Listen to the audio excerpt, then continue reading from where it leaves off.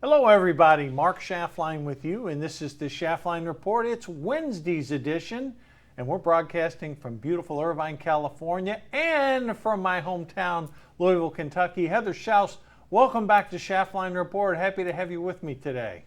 It's always an absolute pleasure to be with you, Mark. Thank you for inviting me on again.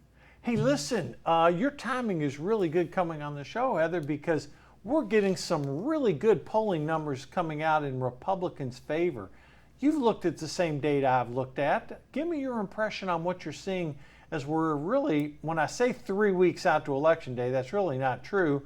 We're really in election season right now, and it ends in 3 weeks. So tell me what you're thinking here. Yeah, I mean, you've already got a lot of early voting going on in a lot of these places. So election is here for some of these races. But I'll admit, about a month ago, I wasn't feeling very good about Republicans' position in certainly not in taking the Senate, and even a little bit rough looking in the House. And some of the polling that has come out, it's so tight. And that massive swing that you saw in that New York Times poll with independent women yesterday, I think is when that poll came out, that made me feel really, really good. It made me feel amazing because that was a 21-point swing. Yeah, it was month over month. It was huge, and you hit on a key thing there. The Democrats have really been running a campaign on effectively one issue, abortion. Yep. Whereas the rest of the American public is saying, no, the thing we're most concerned about is inflation, the economy, crime, and then even to a degree, immigration. The abortion issues fell down to like number 5. And you and I even talked about this before. Is that issue important? Yeah, it's important to hard left-wing radical Democrats. But when you break down the polling on it, even though only 1 in 10 Americans care about it, 40% of far left-wing radical Democrats represent that 1 out of 10. 37% of Republicans. It's equally as important to them. So you're basically, Heather, getting a washout on an issue that Democrats have staked their whole campaign on, when the American public is sitting there saying, do something to help us on this inflation front. I think one of the things that I would even argue across the board that all politicians have misunderstood, much of what touches America does not touch them. Right. They don't have to take their kids to and from soccer practice. They don't have to go do their own grocery shopping where they're going out every day. Or if they are, those prices are not impacting them very much. So they're banking on the ability to manipulate the population through a bought and paid for media with social issues to get you fired up, make you hate your neighbor, make you want to talk about killing babies, make you want to be. But all I'm worried about is how much it's taking me to put gas in my car and how much it's taking me to put food on my table. That's it. And I know we've talked about this before, but people who want to condone and favor abortions have to buy food and put gas in their cars too. Yeah, they sure and I think that they're really underestimating how bad that's impacting society right now. Heather, I couldn't agree with you more. And that independent piece is really important because right now, Republicans are winning between 90 and 95% of Republican voters. Democrats, on the other hand, are only getting 75 to 80% of Democrats. A lot of particularly African-American men have switched over and are voting Republican because they can't take it anymore. I mean, these insane policies that the Democrats have. And as is the key in most elections, however or whoever gets the independent voters wins the election. Okay, that's generally the case. And right now, it's predominantly independent women swinging towards Republicans. You're also seeing Hispanics in big numbers swinging towards Republicans. And no wonder. I mean, forget whatever race you are, white, black, Asian, Hispanic, it doesn't matter. Most people want the same things. They want stable prices. They want a safe community to raise their kids. They want a good job with reasonable job security. And they don't want to be looking every day and seeing, their neighbor's house broke into, or a friend get shot or mugged, or, going to get gas station, mugged at a gas station. I mean, it doesn't matter what your race, color, creed is. Most people want the same thing. And these Democratic policies have been atrocious. And right, wrong, or indifferent, the Republican strategy of painting the Democrats as out of touch on inflation, out of touch on the economy, soft on crime, soft on the border is working.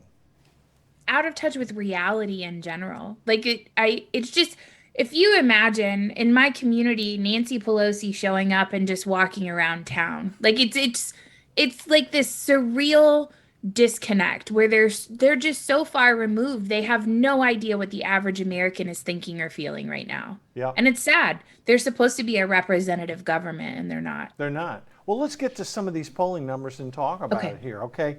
Let's start off in New York, governor's race. Kathy Hochul leads Lee Zeldin. Now, we've got it here 4 points. That's the latest Quinnipiac poll. I've seen that race as close as 2 points. So with 3 weeks out, to see a Democratic sitting governor up 2 to 4 points, and Lee Zeldin, who's a good guy.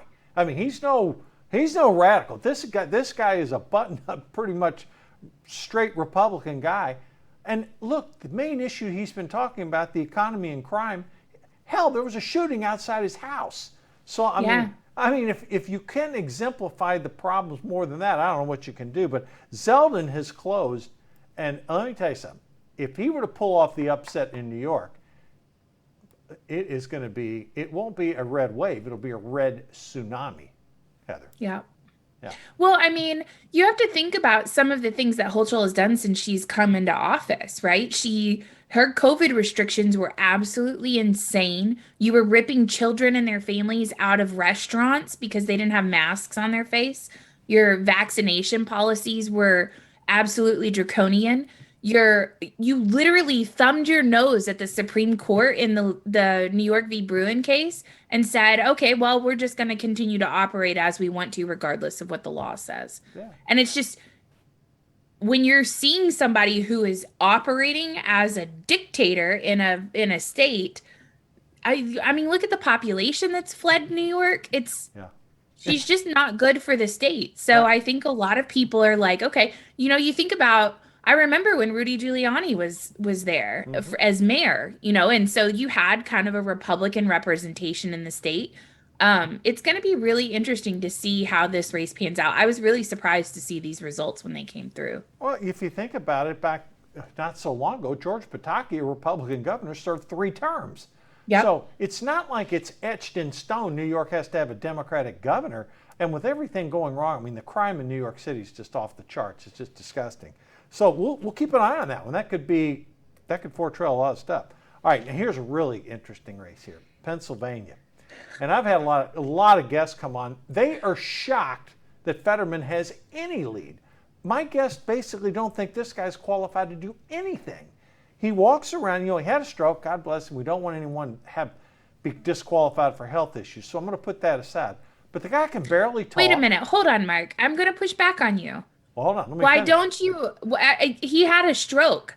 That can cause cognitive issues. I'm with you. I wasn't finished yet. I was just basically saying, I'm not trying to use his stroke against him. I understand what you're saying. Right. That's I just right. wanted to give you credit. No. I know you can do that. But here's a guy, walks around with a hoodie, has tattoos all over him, can't talk about a policy position, and he's to the left of Bernie Sanders, to the left of Elizabeth Warren. And if Fetterman, for any reason, was elected, he would cripple Pennsylvania's energy industry. I mean, Oz is closed in these polls. About a month and a half ago, 6 weeks ago, he was down 9 to 11. Now we're sitting here at 2. I've seen one poll that showed him only 1 down.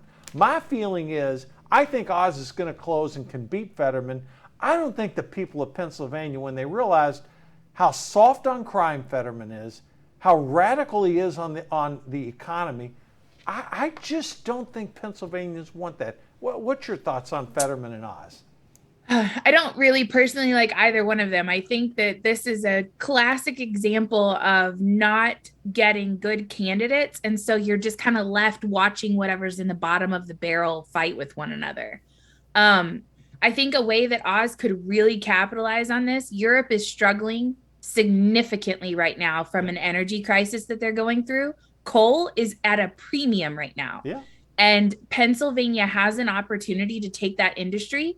They're a state, they have the right to start negotiating coal transports, to start doing it. Mm-hmm. And if Oz runs on that platform of building Pennsylvania's energy to compensate Europe's crisis, that would be a very smart move on his part. You're going to get a lot of people who have been out of work or laid off having issues with regards to their jobs that will turn around and vote for him. That is coal country. You should be a campaign advisor to Dr. Oz. I agree with your strategy there completely. Let me shift to Arizona. Mark Kelly's lead over Blake Masters is down to 1 point. 1 point in Arizona, and that's from a polling outfit, Trafalgar, that we really trust. Trafalgar's been spot on. The last 4 or 5 elections, they're getting each election within a point. So I think that's impressive. Kerry Lake in the governor's race up 3 and gaining. But that Senate race is really interesting because Kelly, 1 point lead, former astronaut, husband of Gabby Giffords. Heather, I didn't quite see this one in the red camp. I thought, well, we got a shot, but not a good 1 point down this far into it. That tells me this is a very competitive race. I think a lot of people underestimated Blake Masters. I really like him. I've always really liked him from what he did in the private sector. I think from a business perspective, with being that close to California, he can bring some of that Silicon Valley money over into Arizona. And I think that's a really, really smart play if people are paying attention to what someone can do for the state. I think Kelly overplayed his hand, especially with some of this gun control legislation. He's part of Everytown and Mom's Demand, all of that stuff. I think that because Arizona is a purple state, there are still a lot of right-leaning districts in that area. So when you start talking Senate races, you're representing the whole state, and you're not doing a very good job of that if you're out there as an activist versus somebody who's representing your constituents. Well, I agree with you. And the other thing that going against him, he's changed his tone. He's basically saying Biden is responsible for what's happening at the border. But that's a really hard argument to make when your party is basically the party of open doors, open border, and people see the Hispanics streaming into Arizona. Yeah. And yet Hispanic women in particular saying, wait a minute, we got to have some security here. This is insane what's going on. And Kelly trying to distance himself from the Biden administration, that's a tough sell. And Blake Masters is a sharp business guy. There's no doubt about it. He's raised some capital. With the race being 1 point, this is one that Democrats were counting on. They were not counting on Mark Kelly losing this race. No, they weren't. And I love it. I eat this up. Yeah. And if Blake... the upsets are my favorite. Yeah, if Blake can come back and get an upset, it's going to be a very, very long night for the Democrats. Look, I could get into some other ones. Marco Rubio, he's hanging in there up by about 4 points. He's doing well. Ted Budd in North Carolina's up by 6. He's doing well. J.D. Vance, over Tim Ryan. Ryan got all ticked off because, Vance was linking him to Pelosi. Well, what's he going to do? Right. If you're a Democrat, your leadership is 80-year-old Joe Biden, who is cognitively not there, and everybody knows it. Your other leader is Nancy Pelosi, 80 years old, out of touch. I call her vodka jaws because she can't keep her teeth in her mouth. I know, it's terrible. Yeah, but between her husband doing stock trades on Google, exercising options. Right, sure, yeah. Let's go make $5 to $10 million a day before you make your announcement on legislation. I know, it's disgusting. But, you look up and, they can try to hide themselves all they want. But, Tim Ryan saying, I'm not Nancy Pelosi. Why do you keep bringing her up? You're running against me. No. He's running against the Democratic Party. Ryan just happens to be the nominee, but Ryan's voted with Joe Biden 99% of the time. I mean, you Yeah. can't, the guy tries to portray himself as a moderate. He's no moderate. He's a liberal. Yep. He's a liberal Democrat. And he's not far from you up in the state of Ohio, so you're real familiar with how he votes. So, look, folks, the point of this messaging is this. All of these races are trending Republican. I saw a poll the other day, Heather. Leora Levy up in Connecticut. She's been on the show. Hopefully get her back before the election. She's only down 9 right now. She was down 18 points a month ago. That's a big deal in Connecticut. Yeah. That is a big deal. Republican in Connecticut. Yeah. And we talked yesterday on our show, there's a House district in Rhode Island. It's been in Democratic hands 32 years. Now the Republicans leading in that one. So, I don't know. All these races, it's not, quote, tightening. It's trending Republican. Now, what's Biden administration doing to counteract this? Well, they're trying to appeal to their base. You know, the fraudulent student loan forgiveness program, which, well, by the way, is going to be challenged. Releasing 10 to 15 million barrels from the Strategic Petroleum Reserve. You know, that Man. you know, it's just, you can do it. He's legally able to do it. I don't know. So, anyhow, the president's sitting at a 40% approval rating, Heather. It's not moving a point or two. I'm surprised it's even that high at this point, honest with like it's awful.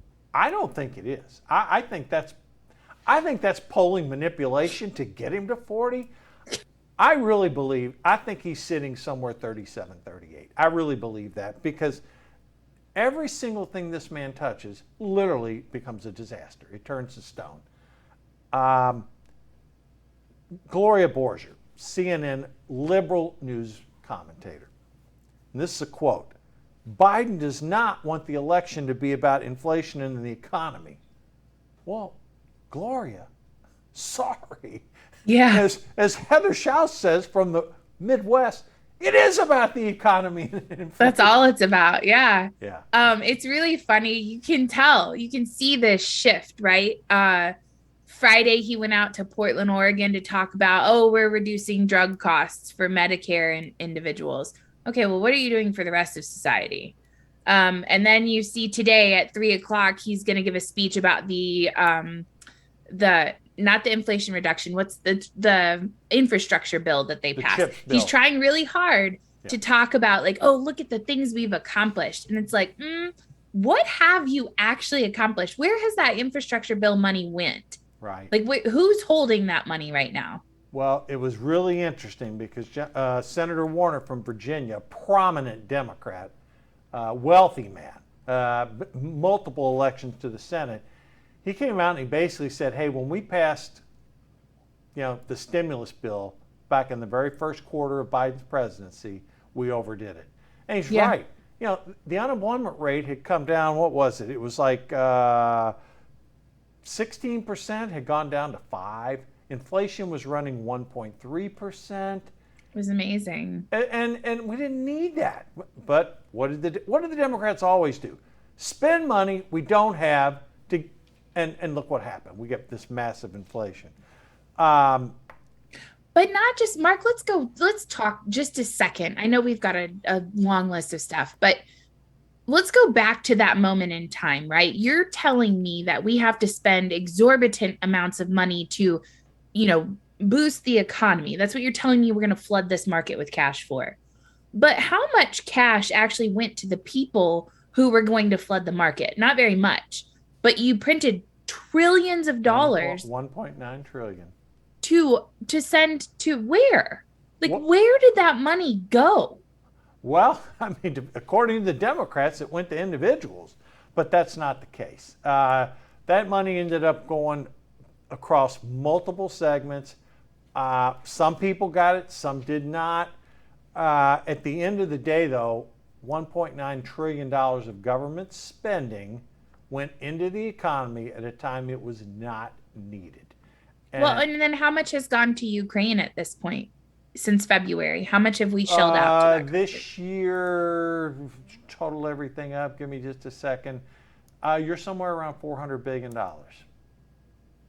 Mark, why are we spending $400 billion in another country? Well, you and I are on a little bit different side on this issue here. I think that between NATO, the United States, Great Britain, as stewards, if you will, of the world order, I think that to help the Ukrainian people out, someone has to counter what the Russians did. Now, is that the right aggregate number? That I don't know. But I do know this: the Ukrainians have utilized weapons from Great Britain, the United States, and NATO, and have at least limited the damage here to a point where 4 regions. I know Putin declared martial law on them today.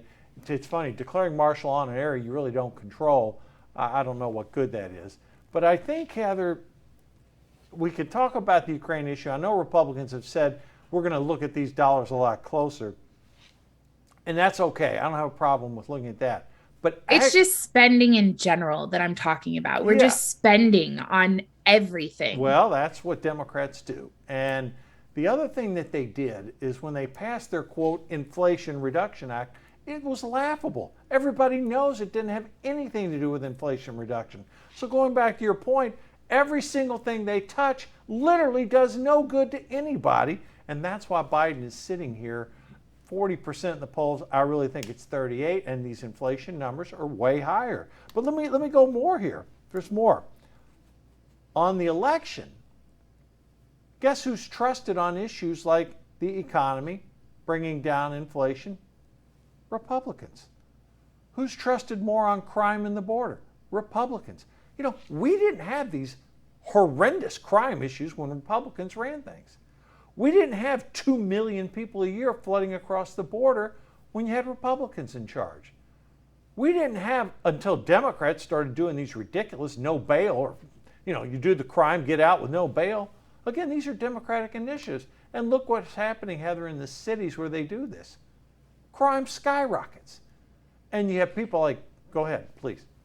Well, I think that stems from an uneducated electorate. I think that, I mean, why are you putting DAs in office that are doing no bail situations? You don't like the crime in your city. What are you doing to impact that? And I think that we just have a lot of people that like to bitch and complain, but not really actually pay attention or do anything about it.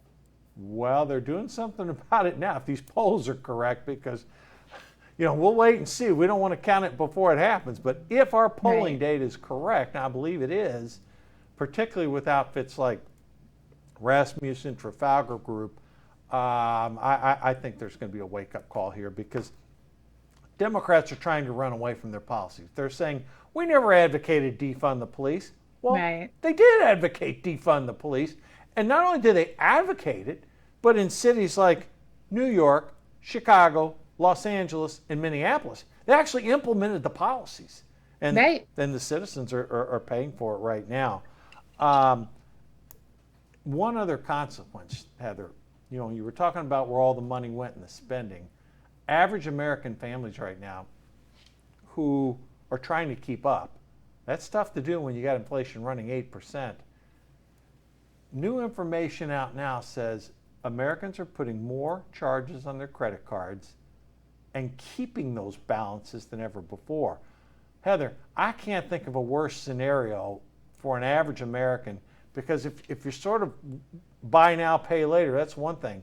But buy now, have interest accumulate. These credit cards aren't cheap. They're 18% or higher.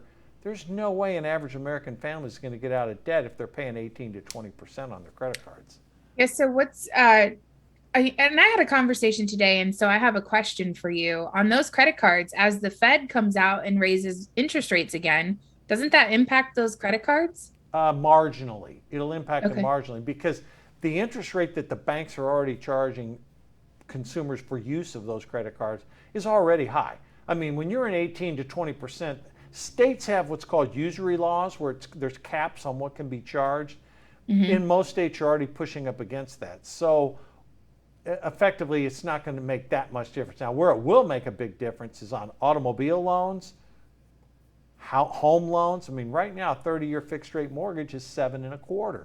15-year fixed rate mortgage, 6.25%, 6.5%. But automobile. And just a year ago, it was like 1.3%, 1.5%. Well, on real estate, it was 2.5 to 3 a year ago. Car loans is going to be a big problem too, because those costs are moving up. Buying a car, cars are very expensive, whether it's a used car or a new car, those are expensive now. So generally, as the Fed increases interest rates, and look, they have to try to do something to slow down this inflation rate. An economy will collapse if inflation stays too high for too long. The question a lot of people on Wall Street, Heather, are asking is, okay, can raising interest rates bring down the tight job market? I don't know. That's left to be determined, because the big issue here, think about this. Gasoline prices across most of the country actually moderated. Now they started going back up. Now again, I'm excluding the left coast, because here in California we pay $6.50 a gallon or higher. Yeah. As do Nevadans, Oregon, and Washington. But rent and rent's equivalents, they're not going down. Cost of employees, that's not going down. And what's the biggest cost a business has? Their employees. Okay, followed by what's the biggest expense most individuals have? Their rent payment or their mortgage payment. Okay, so Or their health insurance. And their health insurance, throw that in there too. So if all those costs are going up and demand for labor is still strong, the only way you weaken that is if you can slow down demand. Well, they're trying to slow down demand, but a lot of people are questioning, will it work and what will the damage be? Well, if you look at the numbers here in the United States last month, we had an unemployment rate of 3.5%. That's not exactly recessionary numbers. Problem is, we have 8% inflation, and that is not going down. Now, a lot of people are saying, well, come on, Mark, what about all the commodities that went down in price? Well, yes, but that makes up a smaller percentage of the consumer price and the producer price index. So yes, while one segment may have gone down, others have not, and we still have a hot labor market out there. That concerns me, though, about the Americans with credit cards, because, for the person who is going to be willing to pay that 18 to 20%, how are they ever going to pay it down and get back? They're not going to. They're going to file bankruptcy. Eventually, that's probably what's going to happen. And by then, I think people are sensing that. Democrats are trying to talk their way out of an economic recession. Folks, we're in one. Yeah, I mean, you can make the argument that we're in one because we haven't had any economic growth in a couple quarters. But that's really what the crux of this is. Democrats overplayed their hand. They spent money. They thought people were going to be stupid enough, which a lot of low information voters that vote for Democrats are, but Republicans are smarter than that. And they recognize what's going on, as do independent-minded voters. That's what I was going to say. The independents really... Yeah. I think, gosh, I don't want to take up too much time, but I think that the Democrats really screwed up with COVID. I think that, first of all, you let people sit in their homes too much. You gave them too much time to pay attention to what you guys are doing in Washington. And we started reading legislation, and now we're reading all of the bills. The day that you drop them, I'm pulling them up in Adobe PDF, and I am going out and live tweeting every section, everything that you guys are putting out on the floor to vote for in 24 hours with 2,000 pages that you haven't had time to read. Right. So I think they really underestimated the resolve of individuals like myself to start paying really close attention to what you're doing with our tax money. Let me ask you a question, Heather. In the Louisville metropolitan area, southern Indiana, tell me about the economy there, what you're seeing, when you talk to people, because that's a pretty good blend of Americana. You have Midwesterners, you have Southerners. What are you seeing on the ground there in Louisville and southern Indiana? So for me personally, I've been doing an inflation experiment since October 1st of last year. The same 3 items that I have purchased year over year, or like over that period of time, has increased by 35% is where we're sitting right now. And that's bread, milk, and a pound of hamburger. Those are the 3 items that I've been purchasing.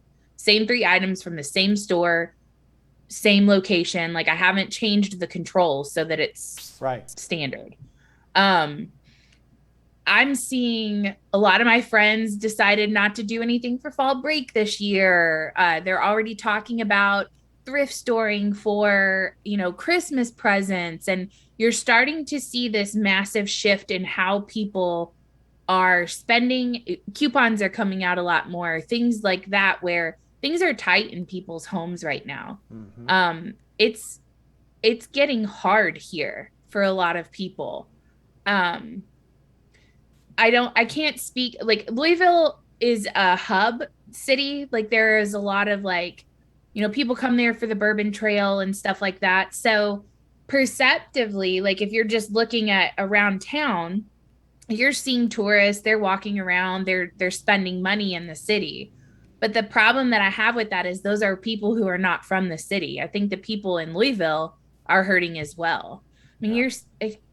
there's a multitude of things. You've got bus drivers that aren't showing up for their routes. You've got the JCPS school system had to like say, okay, if you have a college degree, just go take this test and you can be a teacher. You don't even Wow. have to have an education degree. So it's like there are things that are happening in these smaller rural areas that I think are not being showcased on the larger national platform. Yeah, I concur with you on that. What about the soft on crime issue? I mean, Democrats have been rightfully painted with that brush. Give me your thoughts on that. Is that a fair portrait? Yeah, it's funny because you have Louisville, Kentucky is a democratically run city.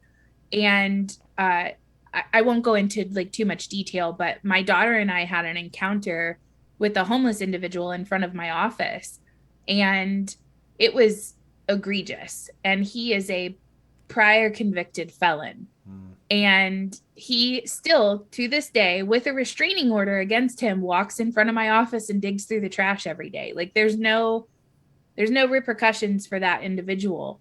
um I think that this notion of just like I appreciate giving people a second chance. Like I want to be really clear about Hmm. that. I'm not, and the whole like weed thing that came out from, that's the other thing that I wanted to talk to you about. Yeah. Biden saying, I'm sorry, I'm taking over your whole show, Mark. No, go uh, for it. Well, we like when hearing he opinions. came out with the pardon for Oh, for simple federal possession. crimes, anyone who had a marijuana conviction, federal crime. Yeah. Hmm. Simple possession, though.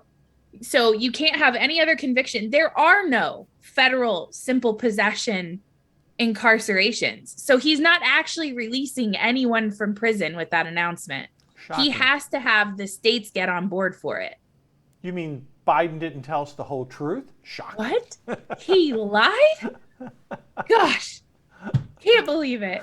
So yeah, like this, I'm all for like let's get people out of jail for smoking pot, but let's maybe keep people in jail that are raping and murdering people. Yeah, Like, that's the can we problem. maybe be realistic about what crime really is? Yeah, I mean that's the problem. I mean, people who are committing violent crimes are getting off on no bail or very limited bail. They're back out on the streets. They're committing more crime.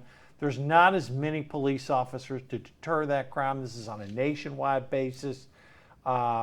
These judges, liberal judges, that hand out these sentences for violent offenders, and it's got to a point where you've seen issues what's happened in Philadelphia and L.A. We got 42,000 homeless on the streets. Problems. San Francisco's turned into a drug fit. It's a drug haven. I mean, you could go all across the country. It's interesting. I talked on the show the other day. Minneapolis. Keith Ellison, former superstar in the Democratic Party, he's in a tight race for attorney general. Now, if a guy like that is having problems in Minnesota, Democratic Party is going to be really waking up to some tough things. All right, Isn't that the guy that beat his wife? no, I don't think so. Oh, okay. I don't know. I wouldn't want to say that without having my facts straight on that. Let me ask you a question. Got a couple minutes left. All right, all the polls are favorable right now. How do you see the breakdown? Do you think the Republicans will take the House, and do you think we have a chance of taking the Senate? If you'd have asked me this question 3 weeks ago, I would have told you yes to the House, no to the Senate. I have a different prediction now. I think the House is for certain. I think that we are going to take the Senate 52. 52. So that'd be 52-48. Okay. Yes. I think that we're going to get a simple majority in the Senate for the first time in a long time. Well, that would be great. Well, it wouldn't be the first time in a long time, and we've actually had it back 2 cycles ago. So when Mitch McConnell was Well, it majority. feels like a long time. The last 2 This years. presidency has felt like 10 years. Like every time I think about the fact that Joe Biden still has 2 years in office, Frightening. and what could happen with that, it's just. Well, the only prospect of worse having Biden in is if his vice president somehow became president. She's got lower poll ratings than he does. And at least she's not cognitively challenged, but oh my God, I can't get into this stuff on him. I mean, every time, it's just. Hey, Mark, I got 2 words for you. Made in America. Yeah. I 2 know. words. And, on Volvo, which is from Germany. I know. And .com, C-O-M, I mean, just, handlers handle the president, but this is taken to an extreme. I mean, it's sort of depressing because he's our president. Whether we voted for him or not, he's our president. He's our representation on the world stage. Yeah, and I think, I'm sorry, the statement that he made with regards to Pakistan at that Democratic fundraiser that he was at, where they had to summon the ambassador and be like, yo, what's up, man? So you've got just like word vomit coming out of Biden's mouth with a nuclear packed country saying, hey, now hold on a minute. Everyone else has their guns pointed at you. What are you coming at us for? Like, it's just crazy that you have. And he's like, oh, okay, well, it's just Biden. What's the administration think about it? It's like you need like this secret group of people behind the scenes to say what he actually meant was. Yeah, the cleanup crew that comes to clean up Biden's mess. Yeah, it's, and we're going to have to keep an eye on it. It's just, it's interesting. His press secretary, oh, boy, that's a tough job, but she's taking it to a new low. Even she can't justify some of the things that are being done. All right, Heather. It's really fun to watch Peter Doocy and her go toe-to-toe with one another. It's my favorite. It's great entertainment. I'm going to date myself, but it reminds me of Sam Donaldson and Ronald Reagan. All right, listen, Heather. Yeah, I agree with your predictions. I think the Republicans do take the House. I've said 20 seats. It could be closer to 25 or could go higher. The Senate, I've had it at 50-50 for a while. I'm leaning 51-49 Republican right now. I hope you're right. 52-48 would make me feel a lot better. Heather, again, thanks for joining me today. I love having you on, that great Midwest perspective.